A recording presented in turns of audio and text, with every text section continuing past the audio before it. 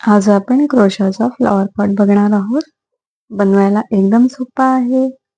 चला तर सुरुवात करूया. ह्याच्यासाठी मला जो कुठलाही पॉट हवा असेल तुम्हाला तर तुम्ही घेऊ शकता.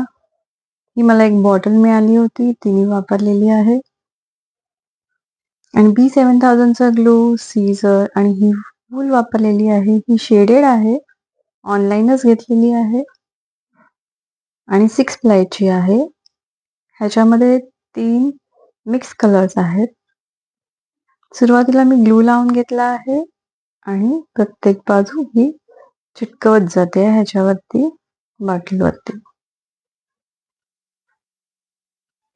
ग्लूला थोडं सुकून द्यायचं आहे आणि त्याच्यानंतर हा असा थोडा थोडा मध्ये ग्लू लावत फिरवत जायचं आहे. कुठेही गॅप ठेवू नका.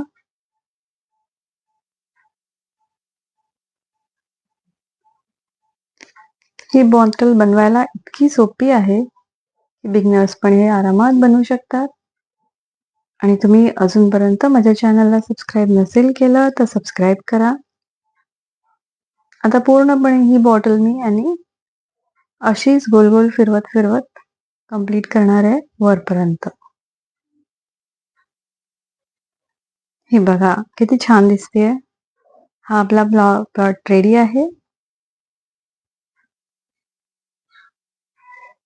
आता वरची जी बाजू आहे तिथे आपल्याला कडा लागतात, त्याच्यामुळे मी सुरुवातीला त्याच्यामध्ये जेवढ्या बसतील तेवढ्या चेन घालून घेणार आहे. ते रॅन्डम आहे, मोजलेल्या नाहीये. आणि पहिली जी चेन होती त्याच्यामध्ये एक स्लिप स्टिच घालणार आहे आणि प्रत्येक चेन वरती एक एक सिंगल क्रोशा घालत जाणार आहे.